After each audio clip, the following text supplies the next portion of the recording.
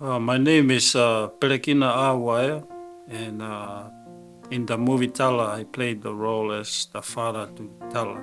And it's probably my first movie to be a part of, and I've had a lot of phenomenal experience from it. I remember it as I was in the middle of acting, like there are scenes of that was kind of hard for me, not with acting, but emotion-wise. Like the first scene I remember is when I was preparing the grave to bury TALA.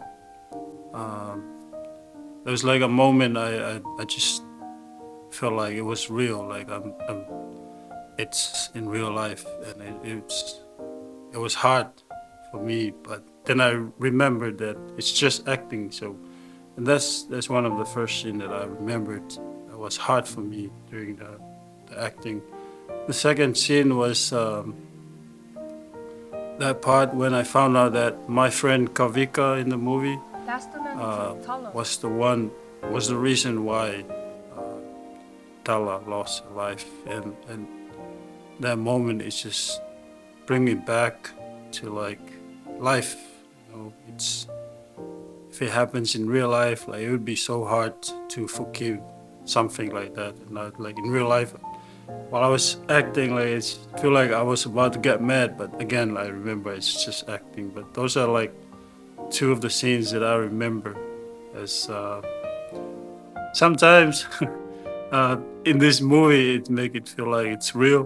Because the reason why I say that because I remember one night I was sleeping and then I just woke up in the middle of the night and look around like checking for my kids. But then I real, then I remember that I don't have kids. But that's how great uh, being a part of this movie was. And to say that if there's anything that I relate to Leava in real life, it's basically like it's, uh, it's being kind and he trusts in the Lord.